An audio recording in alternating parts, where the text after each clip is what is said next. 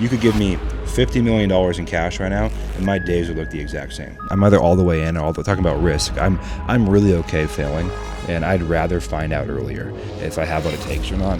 I mean, I remember early on, like there's a lot of months when I was 19, 20, 21, we had this deal, and if it closed, we got to stay in business, and if it didn't, we were kind of like couldn't pay our office and stuff, right? If your business is complex and complicated, you failed as a founder. Welcome to the Captain Curt Show. I'm your host, Curt Marker, where we talk business, real estate, and building wealth that anybody can achieve a financial freedom lifestyle.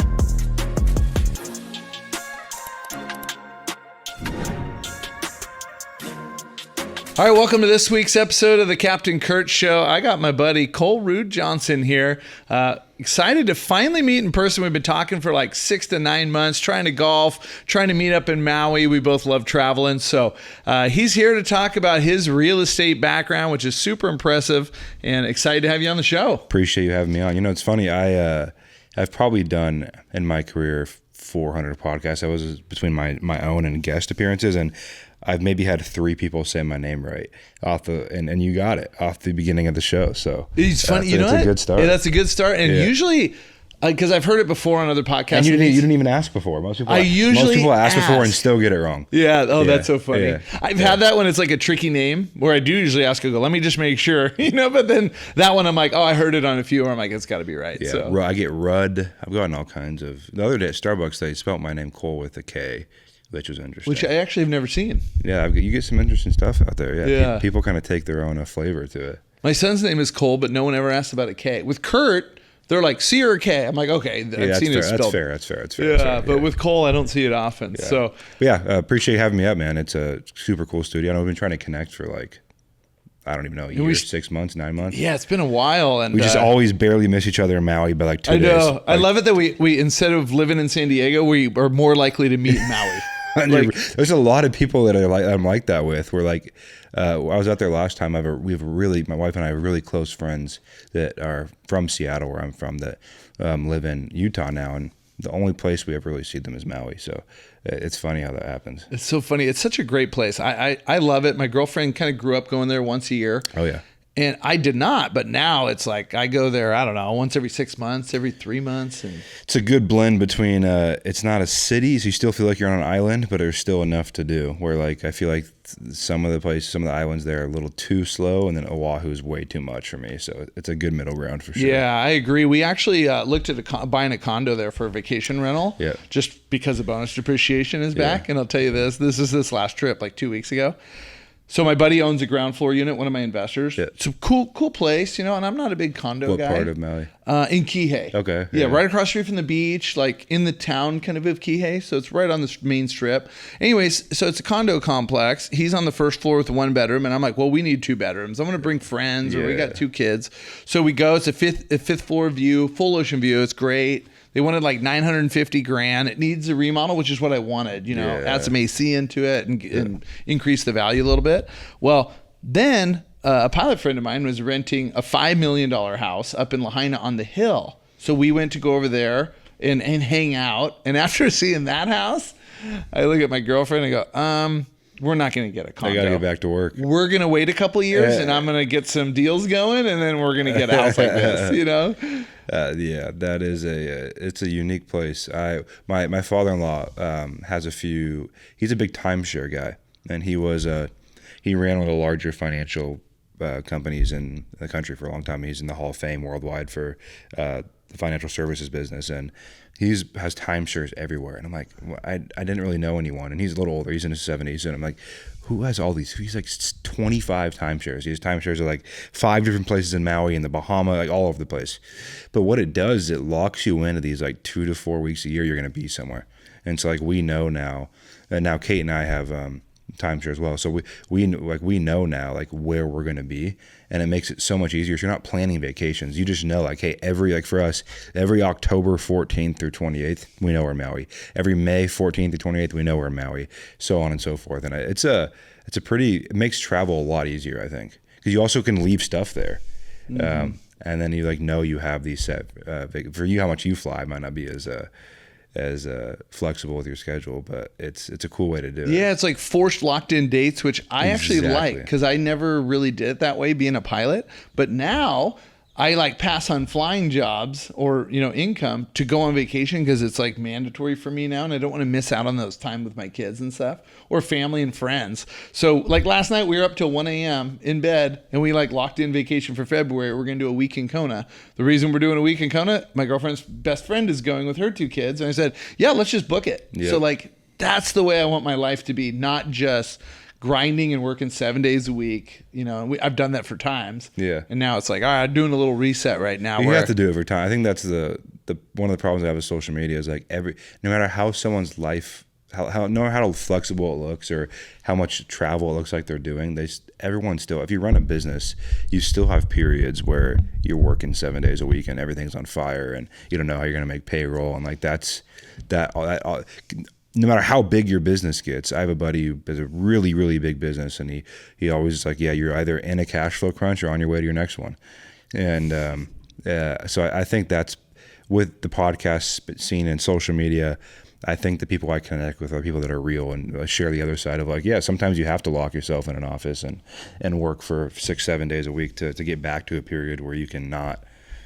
Yeah, and I agree with you, and I think that's a lot of people talk revenue, gross revenue, and it's like, hold on. How many doors they own a fraction of. You can own one door if you make $100,000 a month, or no doors, and you wholesale, and you still make a ton of money. Yeah, there's a lot of ways to skin the cat, but there's a lot of vanity metrics. I mean, like people chase, I'm going to go buy 20 rentals and retire, sail into the sunset. It doesn't work that way. Most people that say they own 500 apartment units, they're part of a syndication, and they sometimes haven't even gotten a distribution check when they're telling you that. I mean, I've seen everything. I've seen people flex their construction loan draw checks as revenue. I've seen it all. Yeah. It's a funny game, and I think that's why podcasts are great. I listen to a lot of podcasts, and those are the people I kind of like, draw towards are the people that are real. Yeah. And they talk about losses. I've had plenty of losses. Yeah. I lost a lot of money on some bad deals last year, and it sucked. Yeah. And it's like takes a while to recover, but you got to get kind of back on the horse, figure out what happened, and go, okay, I'm never doing that again, and then do something new. And that's part of taking the risk. People that become wealthy or get ahead compared to 9-to-5ers are people that take risks. Yeah, I mean, I think 90% of it's losing. But you only have to be right 10% of the time. That's what's so great about real estate. Anybody can do it. Yeah. And that's why I like to tell people, hey, I think I'm pretty smart, but I'm not. There's guys way smarter than me, but at least I take a risk. So I go to you can call it 9-to-5. I go to my 9-to-5 flying job, which is a great job. It's high paying income, which banks like when they loan me money. But at the same time, I take the risk, and I'm not chasing what kind of car I drive or this for show. Like I could care less. You know what I mean? Yeah, I think the hardest part about being in business, and I've never actually had a job. I got into business at 18, been self-employed since. I'm 27 now, so 9 years. And I think the hardest part about business isn't the concepts, isn't investing money in deals. It's not finding deals. It's not business on paper. It's the stress resiliency that you have to build to take the risk, right? To wake up and say, no, I'm going to do this again, even though the past 5 days in a row I got my ass kicked. And I think most people just don't want to. They want the result of that after someone does that for 20 or 30 years, but they don't want to do that every single day. And I don't blame them. Like, I think a W-2 is probably a much better path for 99% of the population to build wealth of some kind. And you buy 1 or 2 properties in an appreciation heavy market like San Diego, and you wait for 20 years and you have a lot of money. That's a much better path, I feel like, for most people than the stress and the late nights and trying to figure out how to hire and trying to figure out how to put deals together. And the people that do that, I've 9-10 years here, and you have a different kind of respect for people that are playing at a high level because how long they've had to get kicked in the nuts for. That's a great point. Yeah. I mean, you say it very well because it's stressful no matter what. Yep. Even an easy deal, it could be like rough at the closing and a bunch of things going on. It happened on our hotel deal in Tennessee. We had an investor, no joke, sign the legal docs to invest $1 million, which was 25% of the raise, back out. I shouldn't say back out, ghosted us. Yeah. At closing. And the seller was like, we are not extending again. We've already given you 2. in 2 days time, we had to borrow $1 million. One of them was like a key investor. He's like, I'll loan you guys 500 grand until you raise the rest. And then we did a private loan. That's a lot of stress. Me and the operator, Blake Daly, great guy. He's my one of my main partners. And we were on the phone all day, all night. Trying to find the money. It's just stressful. Yeah. And intentions in business, they really don't matter. And an example of that is in the sense of, I had a lot of buddies in 22 before rates shot up that were really good people, pretty good operators, raising money from their audience, raising money online, that I know personally, and going and buying deals on, some floating debt, some short-term floating debt, and that are now in a really, really bad spot with all the best intentions. So also the thing about business is like no one really cares what your intentions were. Like in this deal, you have a bunch of other investors that are relying on you to close that deal. They don't care if that person backed out at the finish line, right? So it's on you to go figure it out. Yeah, which is a kind of pressure and stress most people don't want too. Like to have to be like, okay, I have 24 hours to raise $1 million. Mm-hmm. It doesn't matter how big your network is. That's hard to do that quick because you're asking people. How long ago was this? This was a year and a half. Yeah, especially post 2022, it's damn near impossible. Yeah.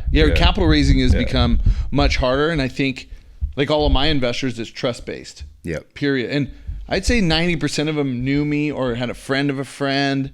Like I have a bunch of pilots that invest with me, and then their pilot friends watch the podcast or some content and see. But I've been doing real estate for 10 years. I've been doing it 5 years, like really hard at more of a professional level, not just a small level as myself, and whatever that means, right? Yeah, I guess it's like, you know what I figured out is once you hire the right people or partner with bigger players, things get easier.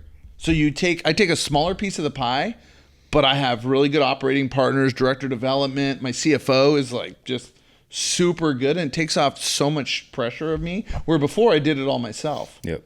And now I just like where it's a simple, lean business. But if I have, if investors have certain legal questions, hey, call Greg Wilson. He's my CFO with all the legal stuff. Every single person that I know in real estate that talks about enjoying running a real estate business, the word lean is in there. I think that's a big, like I did build a massive operation with a lot of team, a lot of overhead. And most people who do that, they eventually come back to like, I'm going to run a lean real estate business, because you don't really build, the product, you build the portfolio, it's sellable. But like your business itself in real estate really isn't a saleable asset.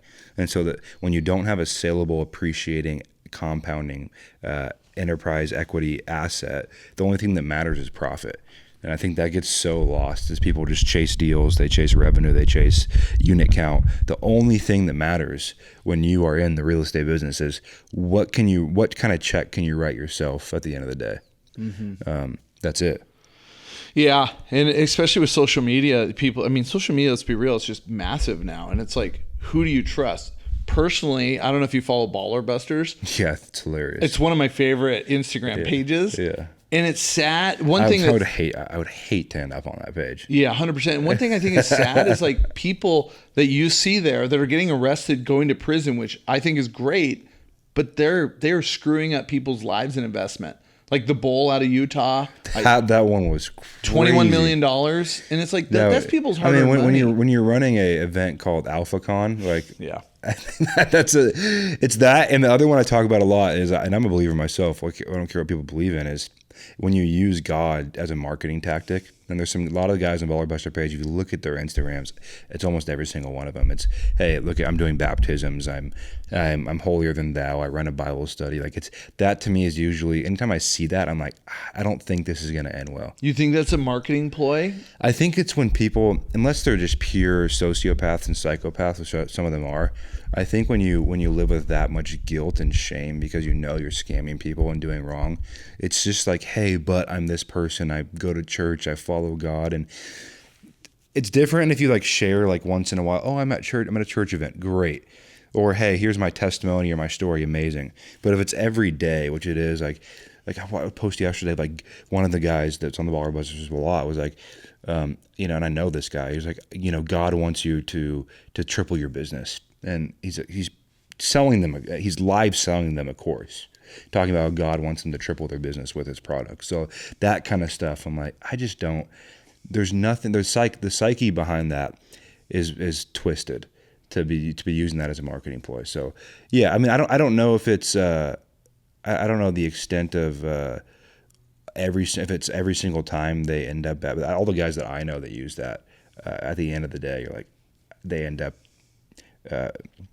actually getting an indictment against them, or they end up just their reputation's destroyed, or a mixture of all three of them, or class action lawsuits against them for things that they've taken from people. So all that kind of stuff. Yeah. Yeah, I think I don't know if there's a lot of it, but it's in a business of raising capital, which I raise per deal, so it just depends.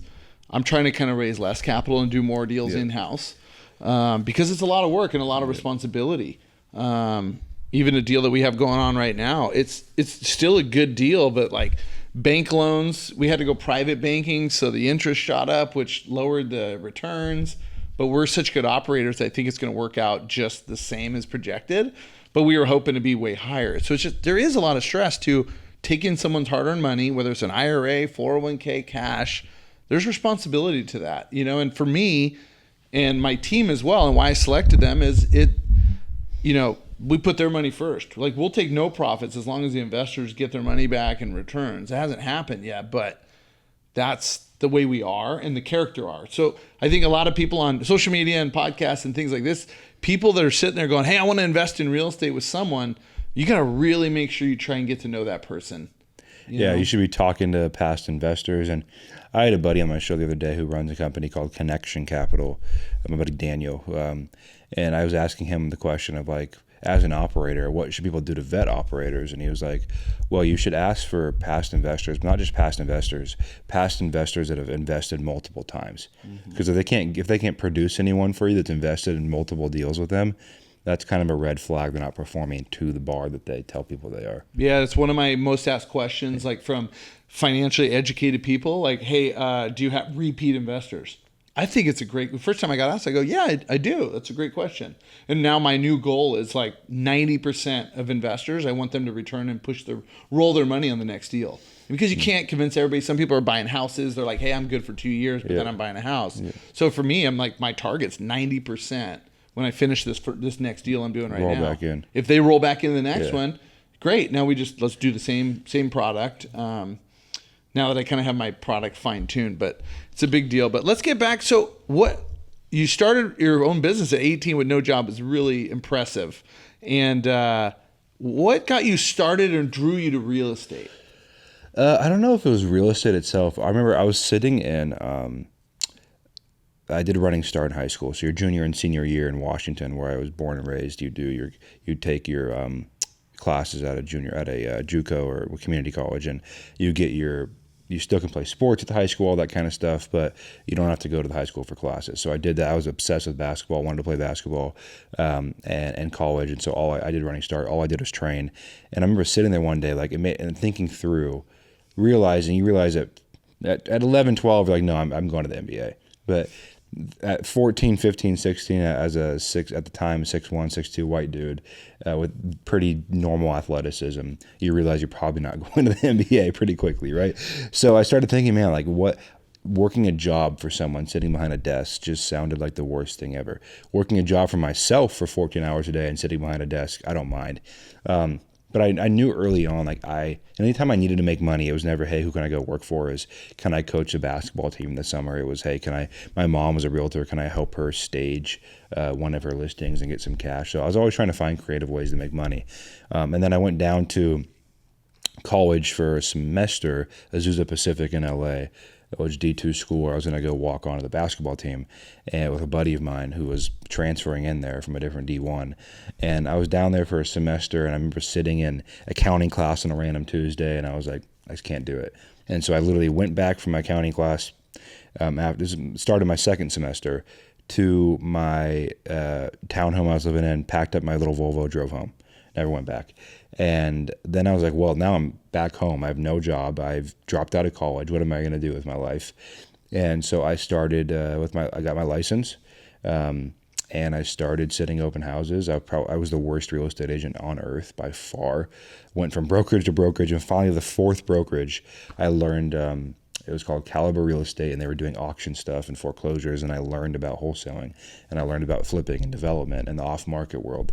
And I thought it was fascinating because these guys were all in their office. They weren't out showing homes. They weren't having to do, they weren't cold calling expired listings. They weren't having to harass their friends in their sphere.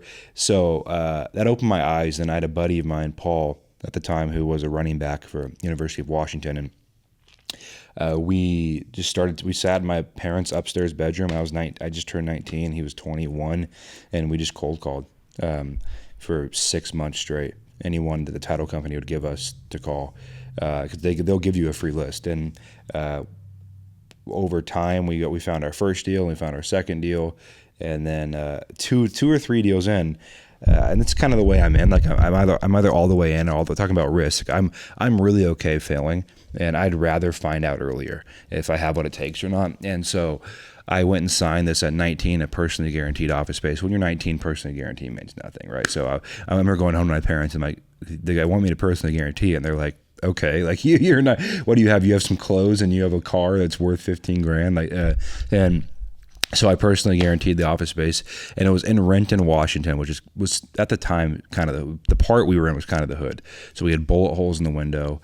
We had one or two guys murdered in the parking lot, and I started just filling the office with anyone I could, buddies, people that didn't go to college, to come in and hammer the phone and try to get deals done. And that we just kept stacking up deals and relationships and buyers, and that was my intro into real estate. And running my own business was just from the story I tell, because I live, I've done okay for myself being in my 20s, and everyone asks me, even my own team, and I'm like, well, 18 to 22, I was working in an office with bullet holes. Literally, I'd look to my left and it'd all just be bullet holes from the apartment complex next door, and I made $4,000 a month max from 18 to 22 for 4 years straight, going to that office 9, 10, 11 hours a day. That was my rite of passage into business. So I think everyone, also that's the misnomer when you see people online, like everyone had some kind of rite of passage when they first tried to start their own business. It doesn't mean it was 4 years, but there's usually, anytime I meet someone early on in their journey, there's some really hard period you go through. And no, I don't think many people, unless you inherit a bunch of money, can escape that part of the process.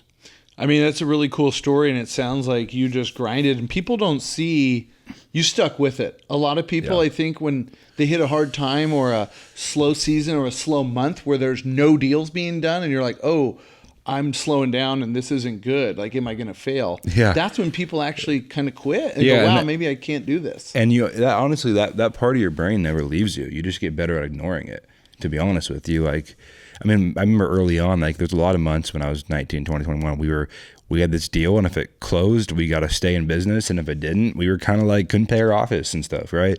And you forget a lot of those. But I think even as you get bigger in business, that part of your brain of should I be self-employed? Is this all going to come to an end? Are we going to ever make more money? Or is this problem I'm facing the end of the story?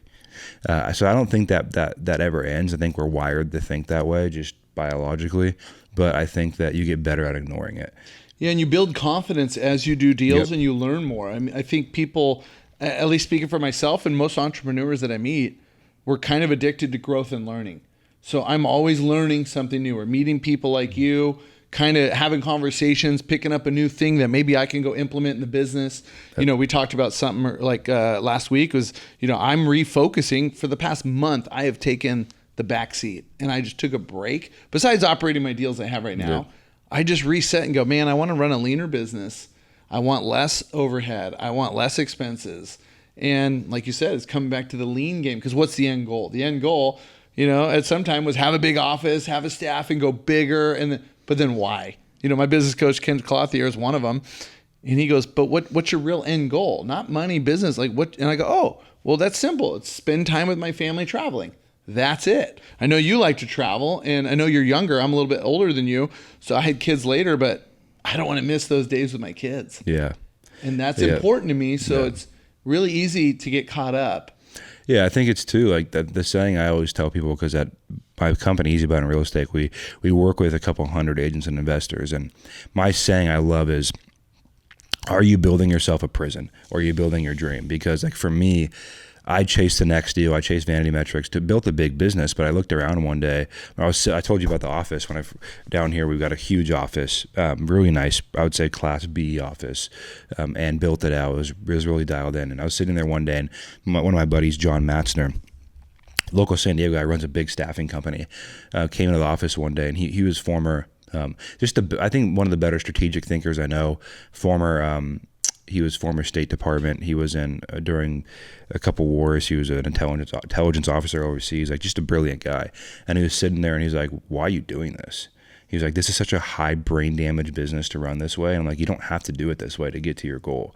Yeah, and so I think so many of us, we build ourselves a prison for no other reason than that's what's in front of us. And Dan Martell's a pretty popular guy, right? And I think he had a good story one time where his first fiance, not his current wife, after he'd sold his software company for millions and millions of dollars, he came home after the sale so jazzed up, so excited, and his fiance had left. And he had called her and gone, "Hey, why did you, like, are we done?" She's like, "Yeah, we're done." He's like, "What?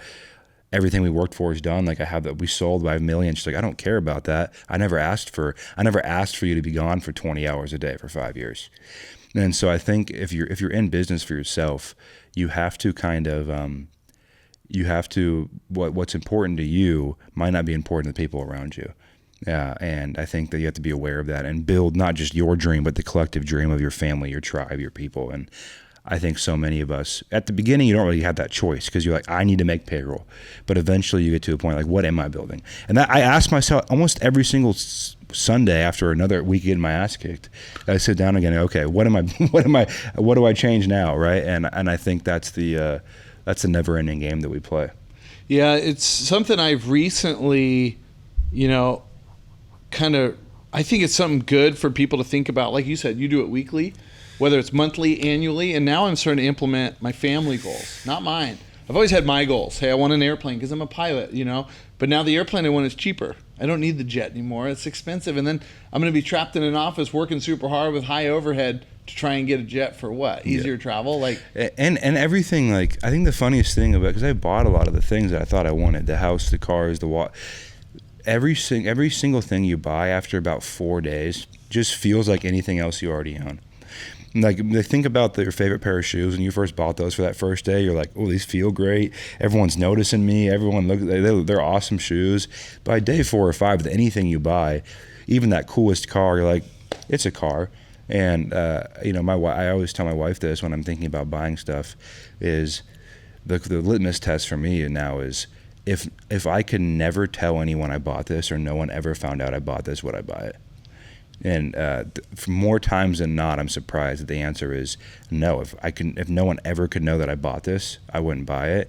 And that to me is a signal that I'm not buying it for the right reasons. And for some people, like I remember telling that on one podcast, the guy was like, "I'd still have my Lamborghini if it sat in my shop and no one ever saw it." Like, great, buy 10 of them. So there's nothing wrong with the thing itself. I think it's more of fighting your own psyche in that way, and that's where I think entrepreneurs fail, is they just keep turning the faucet on to validate what they do to other people. And it's a great point and a great reflection. And it leads to addiction, divorce, bankruptcy, death, suicide. I've had buddies take their own life that had run really, really big businesses. One recently, he was a big developer in LA. And a lot of it's because of that. He went and bought a over-leveraged $7 million home, and ended up not being able to do everything he needed to financially in his life, and that happens. Yeah, and you as you buy bigger assets, more cars, this and that, I will say, even from personal experience, even if they're not fancy cars, I own 4 cars, right?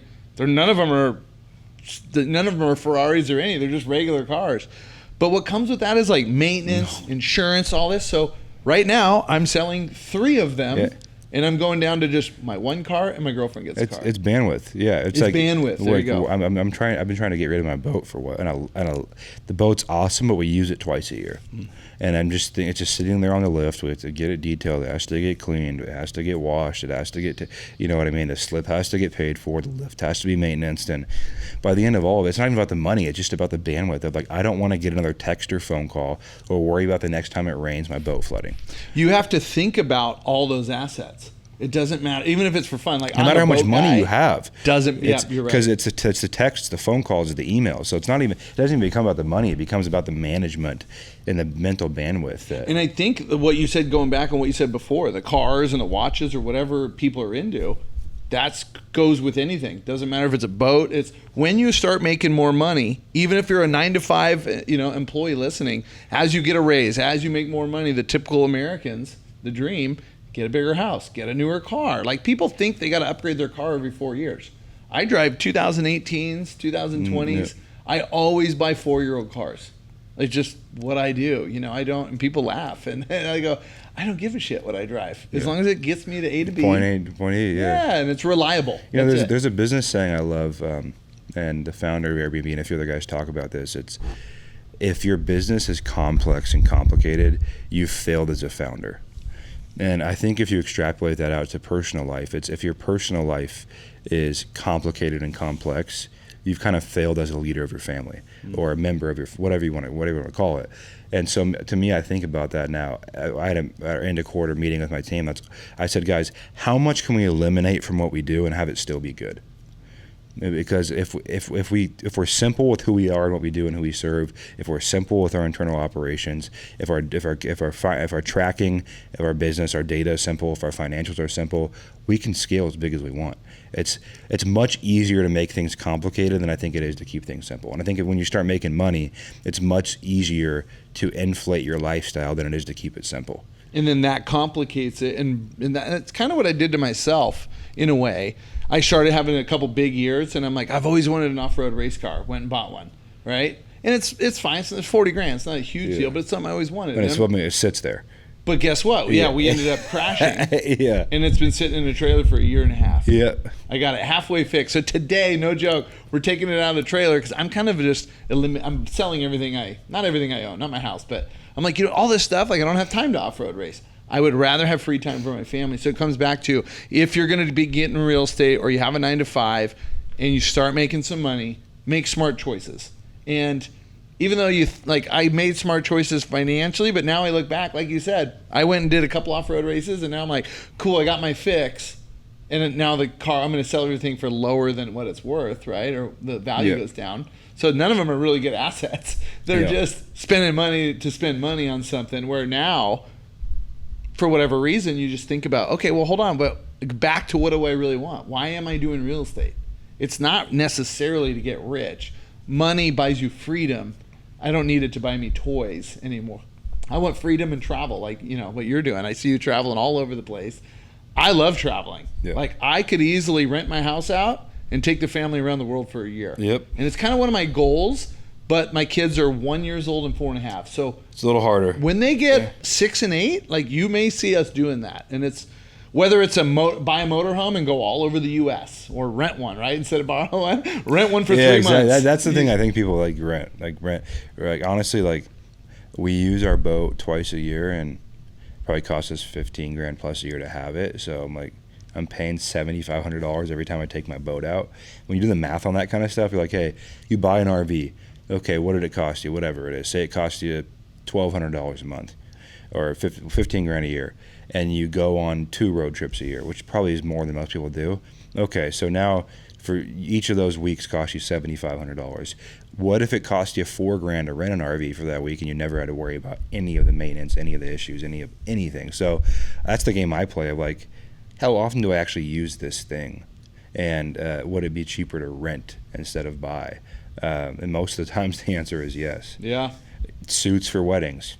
And that's where a timeshare kind of comes in too. Exactly. It's part-time. Yeah, it's part-time, and you don't have to worry about the maintenance and all that kind of stuff. So I think that's, for me, like, I think about, and I've gotten my ass kicked so much in my 10 years in business, and most of my friends are in their 40s, like the guys I hang out with, because that's just kind of who I feel like I relate to the most now at this point in my life. But most of my time now goes to how, and I do have ambitions of running a really big business and growing and exiting our company.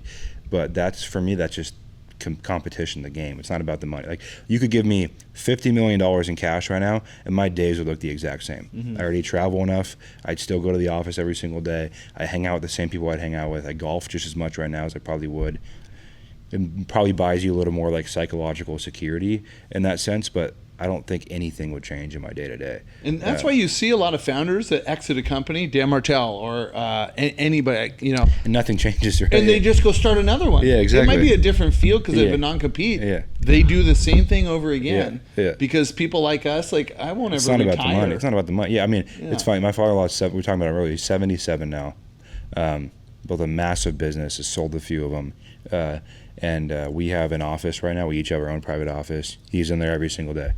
He owns a pickleball company. He owns he does flips now. He's flipping homes now, and just bought a couple more health insurance practices. So like, you don't ever, because it's the game, it's the competition, it's the routine, it's the structure. Because honestly, if you're in business, you're a little crazy. Like me with no routine or structure, things to go do, and if I just sit on the couch, I don't think I'm that good of a human being. Yeah, you feel. Like Yeah. I get where you're coming from, because unless I'm like in the office, or even if I'm not, I want to be progressing. Yeah. Whether it's reading books, podcasts, like learning, or working on the business. Like the nightmare for you is probably like, hey Curt, you have to go sit on your couch at home for a week straight. You can't do emails, you can't do business, you can't strategize, you can't talk to your investors, you can't do shit but sit on your couch for a week.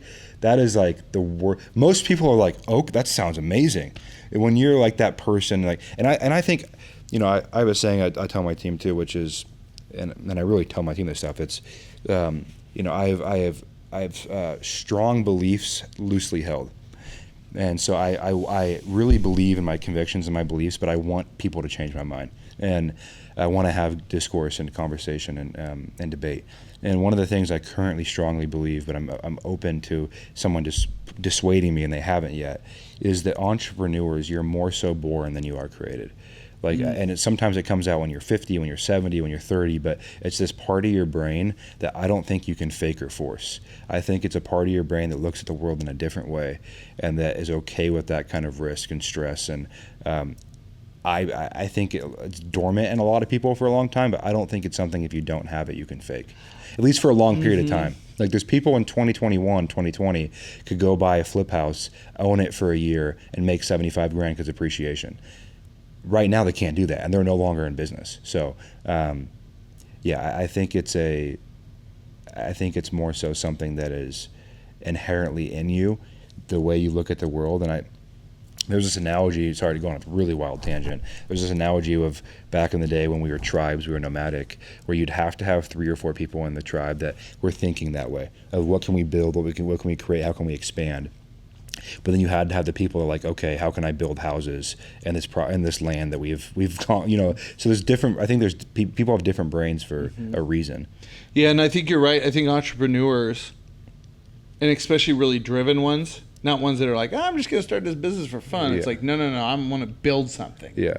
Whether it's a big business like, or I'm going to suffer for 5 years for this idea that I have in my head. Like you said, if I had to sit on the couch and was forced, to me that sounds like prison. Yep. And you're right. Yeah. The only time I couldn't tell you when I did it, but it was probably when I got COVID 4 years ago, and I was like, I got it pretty rough, and I was in bed. My family went to stay at grandma's house because they didn't want to get sick. That sucked. Yeah. But it was like I could barely walk. I just got it rough. That's the last time I've had 4 days off of sitting around.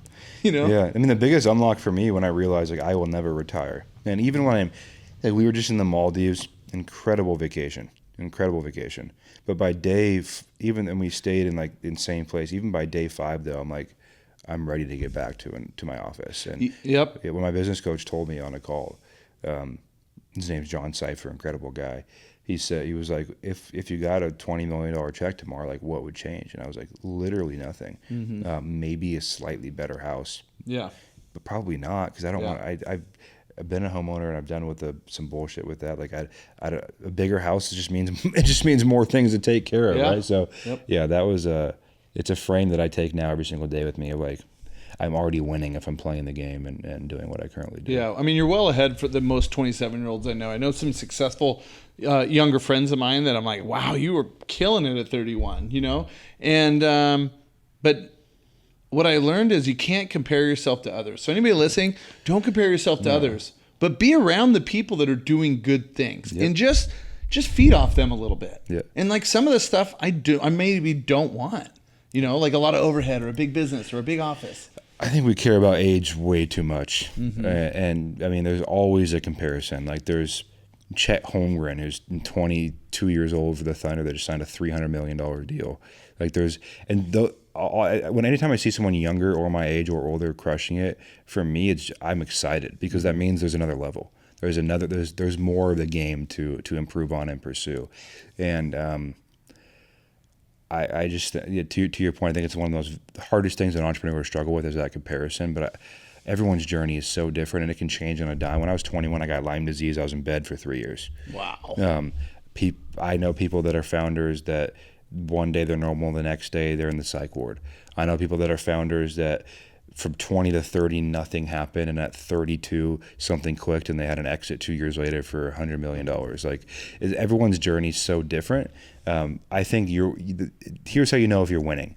If you have asked the universe, God, whatever you believe in, to be self-employed and to pay your own bills through the work that you do yourself, have a team that relies on you, and you are in business right now, you are paying meat and payroll, you have enough money to pay your own bills, and you're playing the game, to me, you're winning. Mm-hmm. Yeah, that's really good. Yeah. What how has your marriage influenced the way you build your business now? My business partner Tucker, he's in his 40s, and he's a spec home builder, and now in Naples, and so he builds anywhere from $3 to $10 million homes. Really rock solid guy. He was kind of one of the OGs in the real estate space. Ran one of the biggest podcasts for a long time, and he told me early on when I was still single, I was in my early 20s. He was like, "Hey, if you're gonna get married," and he's like, "I have a feeling you're gonna get married somewhat young. Make sure you marry someone whose dad was in business, because she will understand the late nights. She will understand some months are awesome, some months are rough. She'll understand why you need to get on a plane and travel. You find out the night before, you got to get on a plane the next day." And that happened. And so I would say, how does my marriage influence how I operate in business? In the sense of having to have an identity outside of business a lot. Like I used to take my work home with me. I don't now. But other than that, I mean, she's very keen and excited for whatever I want to build and decide to build. But she's not liking and sharing my Instagram post. She cannot give less of a shit about like what my day to day looks like unless I come home like, "Hey babe, like let's talk through something." She's incredibly intelligent. She did summer schools at Columbia. She got her Series 67, all of her financial licenses. Like incredibly brilliant. Smarter than me in most ways, but doesn't. And that's what I tell people. It's so funny because like, "Oh, what do you think? Social media can be cringe." I'm like, yeah, but the people I go home to don't even watch it. It's like, why do I care? Like they don't even watch my stuff. Yeah, it's hilarious to me. But yeah, funny. How about like, what does your ideal workday look like? Days I don't set an alarm. My body will typically wake me up around 7:30. I'll head right to the office. I don't have a morning routine. I literally get up, groggy eyes, brush my teeth, jump in the car. I'll be at the office. I really hate calls. And so I still have a lot of them on my calendar because I have a big team and I have a really good leadership team, but I still usually have somewhere between 5 and 10 calls a day, but I hate them. So I try to have those in the afternoon and try not to have more than 5 to 8 a day. But between 8 a.m. and 1 p.m., I want nothing, no one bothering me. I want headphones on. I want to be working on a project. And then in the afternoon, I'll take some calls, leave the office 6 or 7, maybe go to the driving range 1 or 2 days a week. Usually on the weekend, I'll golf. That's it. Yeah, I mean, it's just, like you said, you talked about, it's simple. Simple, so simple. And it's great. And then you mix in your ideal work days, and then you mix in travel with the wife. Yeah, mix in travel. And when I travel, I usually still work at least a half day when I travel, but you add in travel, add in some golf to that, add in some fun dinners, add in some friends and family, and good. I mean, it sounds like the perfect simple life. Yeah. Where some of us overcomplicate things. Yep. And it sounds like you're well ahead that you haven't necessarily done that, or you figured it out early. Yeah, I mean, I've just done so many iterations of it. And there'll be more, I'm sure, but I want to go to the office, play some golf, hang out with family, eat good food, travel. And I do enjoy time off. Like that's entrepreneurs who say they don't. Like I do. Like once I tax my brain for a week, like I woke up today, I'm like, whoa, I can tell that was a long week. Like I'll enjoy going home after this and like watching some golf and taking a nap on the couch. Yeah. And resetting for next week. Yeah, exactly. Right? Yeah. I think it's big. What's one habit or like a mindset shift that really changed things for you at some point in time? The one we were talking about, we're realizing that no matter how much money I have, my life really won't change from how I live it right now. To 90% of at least what I think it would be. Other than that, it's just realizing that, and this a lot of it came through being really sick and thinking I was going to die for a while. There's not a lot that matters. To the end of the day, like all the money we make goes back. Yeah, your kids can have it, and then their kids can have it, but then it's gone. Like it's not going to survive more than 2 or 3 generations. So, all the money goes back into the middle of the table. And I see this with people through my funnel. I've been introduced to a lot of very wealthy people, and when you get older, no matter how much money you have, the only things you care about is do your kids and family want to hang out with you, and so that's the frame I look at it. Like, is my relationships with my family, close friends, that good? If so, you can make and lose money your whole life. Like we were talking about, we don't plan on retiring. Who gives a shit if you make and lose it 3 or 4 times, right? Like the reality is, worst case for most of us isn't that we're homeless. It's that we have to go back and get the job we didn't want, or it's that we have to go live with family for a couple months, right? So I just genuinely, now that I've been sick and at least felt like I was on my deathbed for a couple of years and didn't know what was wrong with me, if I'm healthy, life's we can hang out with family good on good terms. All you need. That's the biggest unlock for me. Yeah. And something I've realized recently that I'm really focused on, because I kind of was in the grind mode for a couple of years. I always said, I'm going to grind while my kids are young, and then that way they'll be so young they won't really miss it as much, and I'll be around more. And then all of a sudden 4 years went by, and I'm like, oh crap, I really need to focus. So for me, what I'm telling friends and family now, I like traveling with friends and family. I'm like, hey, we're not guaranteed to like even live tomorrow. No. And so I don't want to grind for a couple more years to hit a number target, a money target. Instead, it's like, let's just at least like work a little bit, enjoy, work a little bit, enjoy, and find that balance, which is kind of it's a lifelong goal. And what I think the reality is, like, you don't get rewarded for grinding. Like, you get rewarded for working really focused on the right stuff. And if you had 2 hours a day, but you knew exactly what was your highest priority and you attacked it, you'd probably be much further along than most people that have 10-hour days, but just spend them on things that don't matter. And it sounds like that's kind of my goal. My new goal with doing some off-market land deals is, what we're talking about. Because I do development now. We already go, but we're buying on-market land from our brokers, which is great, but I want to throw in some off-market stuff on there with my own team. And I said, I only want to work 3 to 4 hours a day. Yep. That's it. I don't have a huge morning routine. I go to the gym. I get up earlier due to kids. And maybe I'm throwing some surfing in there, but like I only want to work 3 to 4 hours a day. And that's it. All you need. Like, and if you're intentful. If you have 4 hours and you have like that one thing that is there's other things that have to happen in the day, but you have that one thing that is going to move the needle. Can be a hire, can be a process, can be raising money, can be strategy. And you do that every single day and you knock each domino down for a year, whether you work 4 hours a day or 14 hours. And honestly, we all have a diminishing return on our willpower. Like once 2 o'clock hits, if you have more than 2 or 3 things on your to-do list, they're not getting done.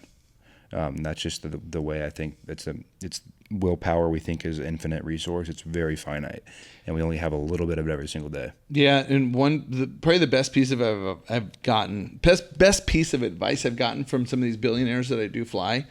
I asked one. I said, you know what?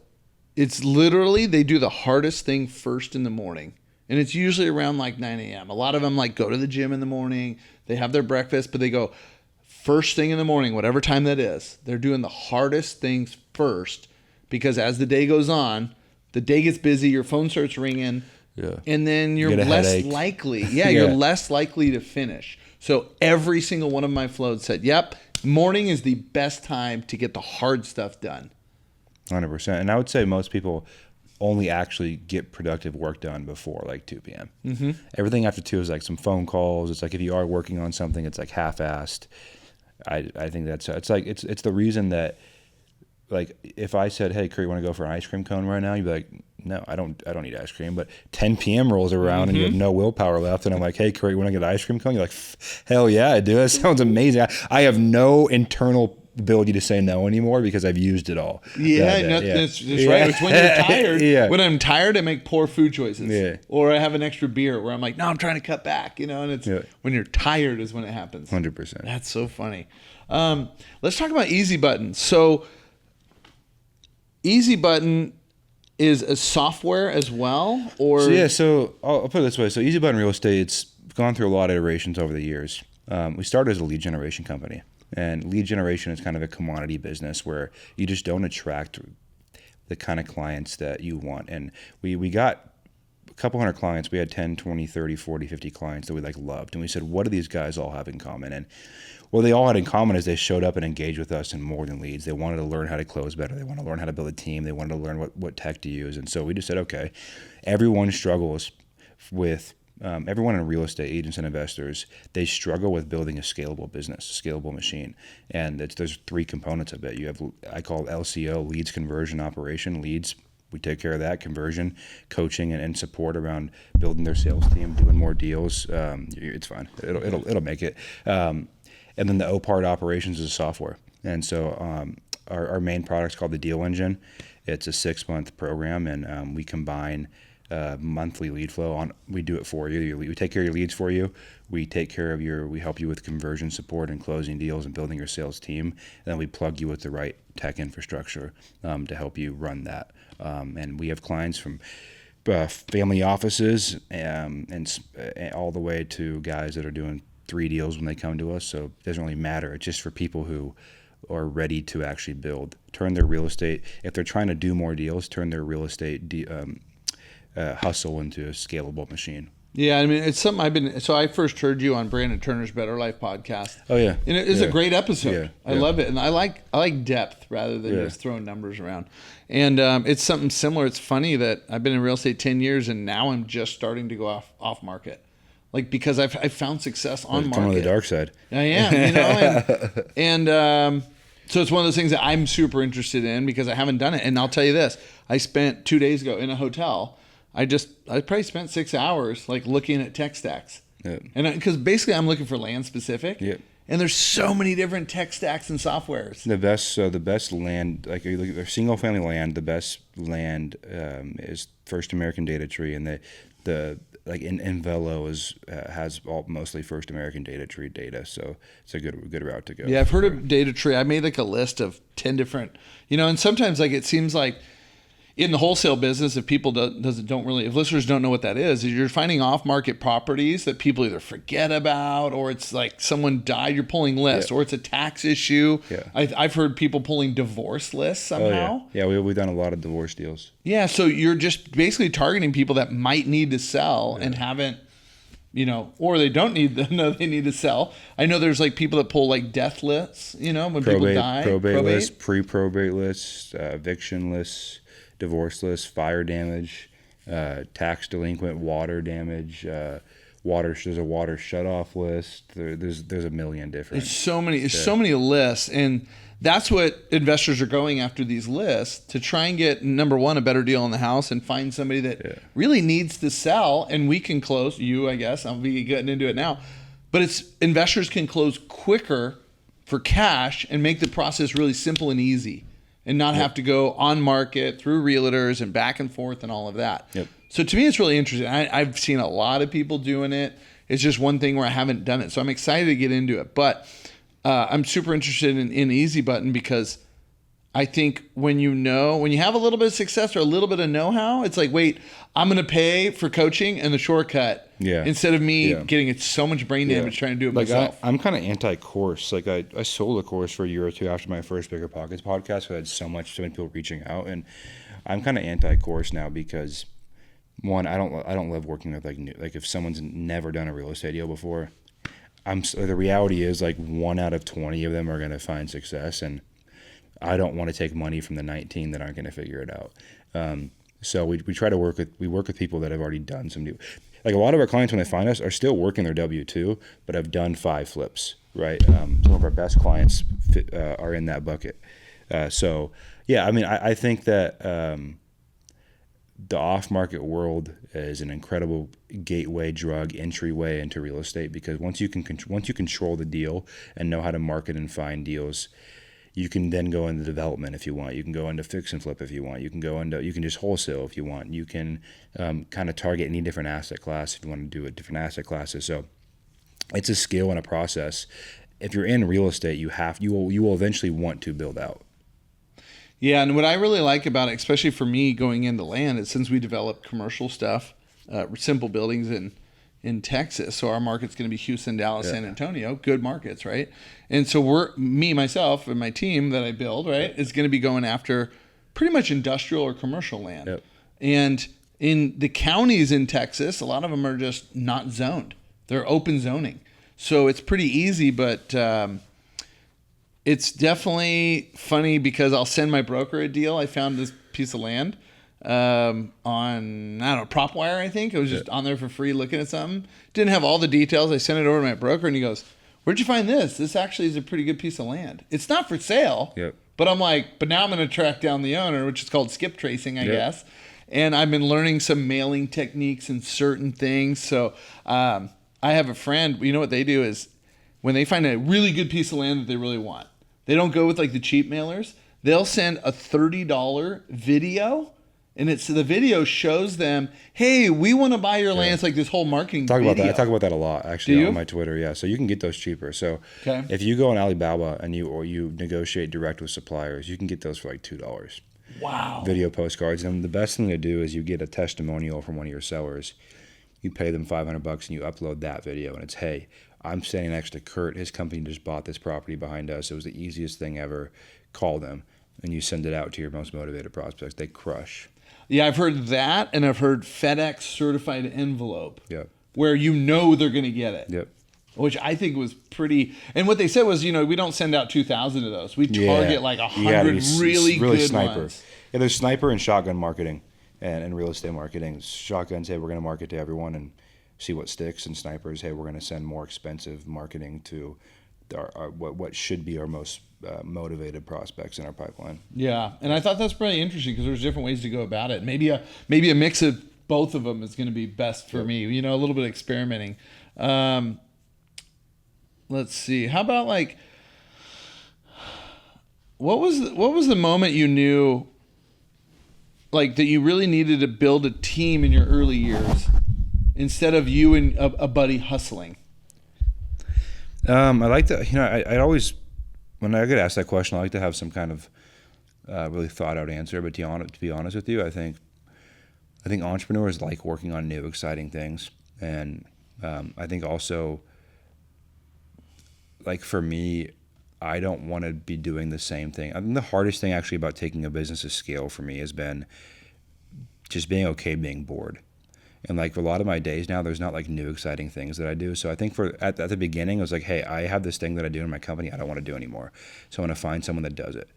That was it. Now I think it's more, hey, if I want to get to our goals of growth, I have to have someone. And honestly, I'm realizing that as an entrepreneur, you're decent at a lot of things.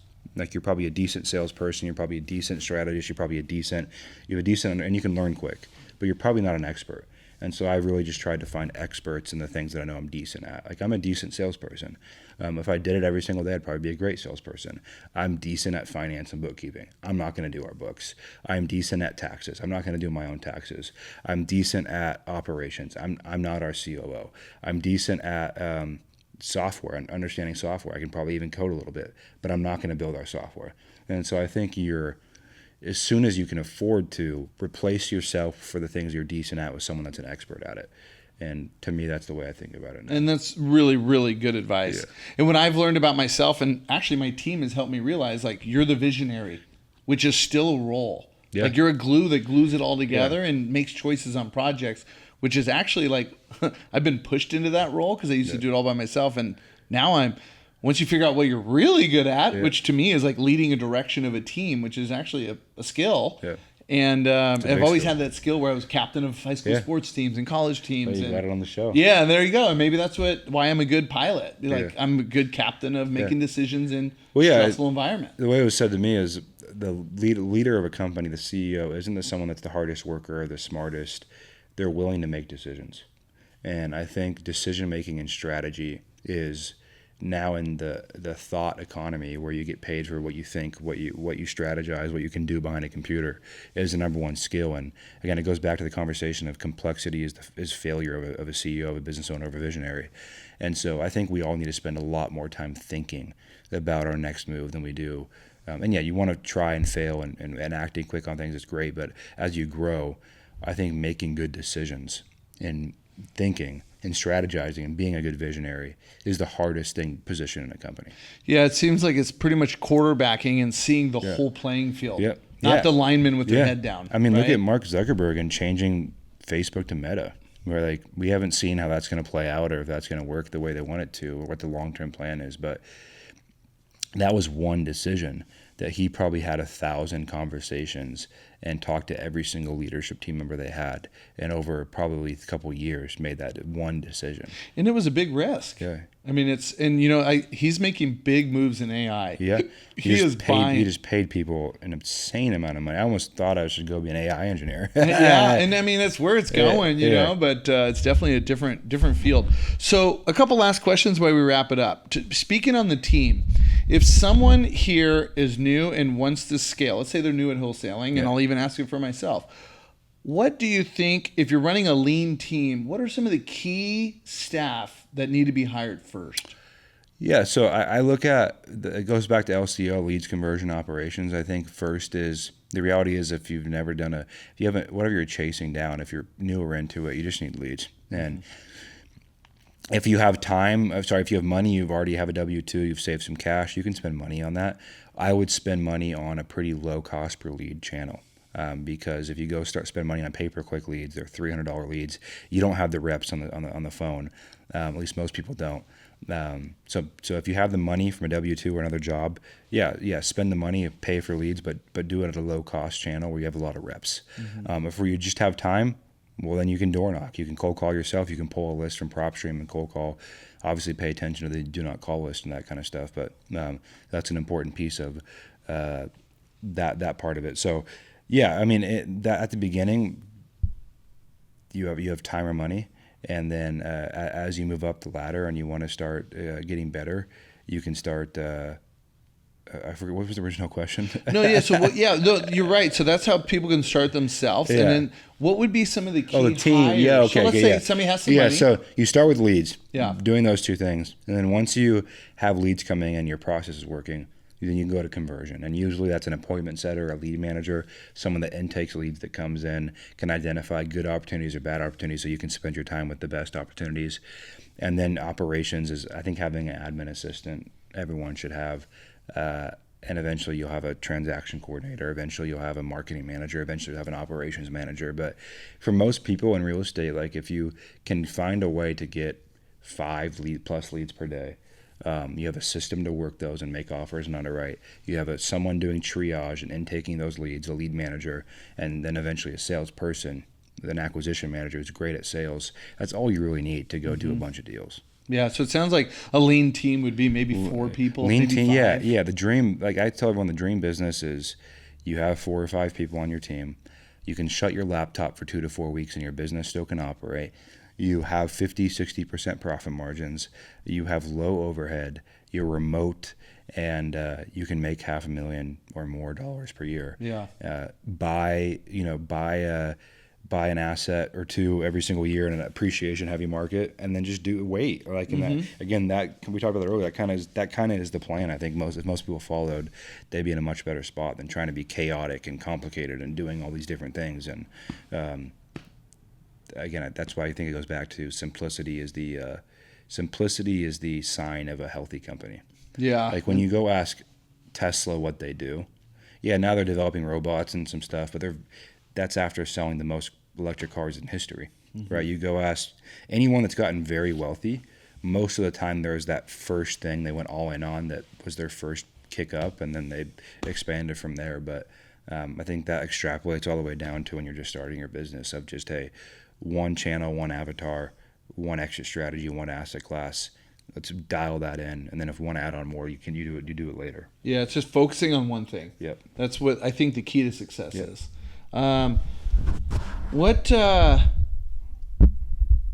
Let's ask. So I like to ask listeners like what their 2 favorite books instead of one book. Like what are 2 books that you think listeners that really made an impact on? I don't read or listen to podcasts a ton, to be honest. Like I only through a lot. I realize that anytime I try to do that, it's kind of like mental masturbation. So I only try to solve the problem that I have in front of me. And if that requires me to go hire a coach or read a book or podcast, then I do, but only for a specific constraint. The couple books that I've loved recently one is called The Manager's Handbook. It's a very boring read, but it's just about the healthy operating system of a business by David Dodson. I think it's a great book. I think Dan Martell's book, Buy Back Your Time, for most smaller companies and smaller CEOs is a great book. And then Output Thinking by John Cipher, who was a business coach of mine. I think it's incredibly well written in understanding how to define and keep a business simple. So those 3, Buy Back Your Time, Manager's Handbook, and Output Thinking, I think if you read those, everyone read those 3 times, they'd be able to run a very healthy business. Yeah, those are great tips. I mean, I've only read Dan Martell's book, and it's really, really good. I like the other books because it sounds like they all relate to running a business the right way. And then honestly, like go read as boring as it is, if you're a founder, go read a very boring, long finance book and just understand how to read your P&L, understand COGS and what's above the line versus below the line costs, and just understand the basics of finance, because that's how you scale a business. Yeah, and I think anybody at any stage in business could benefit from that. Yeah. You know, a lot of people are really good at their business or their item or their home service or whatever it is, but they lack the financial and business understanding, and that's where businesses fail, because they may be really good at being a plumber. Yeah, like we're selling a shit ton of product and we're growing, but oh wait, we only have 3 weeks of runway, right? Like that's the kind of stuff you have to pay attention to. Yeah. And then, so where can people connect with you? I'm all over the place. I'm at Ruud-Johnson on every platform, from Thread to Twitter to TikTok to Instagram, Twitter, all over the place. We have a podcast, Easy Button Real Estate Podcast. But if you wanted to ask me a question, my Instagram's great. We also have a free. Almost 1,000 people in our free school community now. It's very active. I do a call in there every single week. So if they're wanting to actually get tactical information for free, they can. Cool. What's the school community called? It's called the Directive Seller Method. Perfect. There you guys have it. Free community if you want to learn from Cole himself. He is a master at leads. And we'll wrap it up with that. What's a final thought or a challenge for listeners that you think they should take away from this podcast? Well, I think it's the thing that I'm trying to beat into my own head, and I talk about it so much because I'm trying to beat it into my own head, is that concept of complexity is failure for a CEO, for you in your life. And if you can keep things simple personally and professionally, you can scale it. I mean, I love it because that's something that I'm focused on, but even just this podcast, I can walk away from it going, I need to keep it even more simple. You know, even talking about your boat, like I sold my boat last year, we weren't using it enough, and I'm kind of doing the same. And I think simplifying your life and not, as you make more money, spend more, and getting in that cycle, I think equates to a better life, a more simple life, and keep the business simple, and it's just a great overall balance. Yeah. 100%. So thanks so much for coming up, and enjoyed chatting with you, and looking forward to playing some golf soon. And hope you guys like this week's episode, and we'll see you next time on the Captain Curt Show.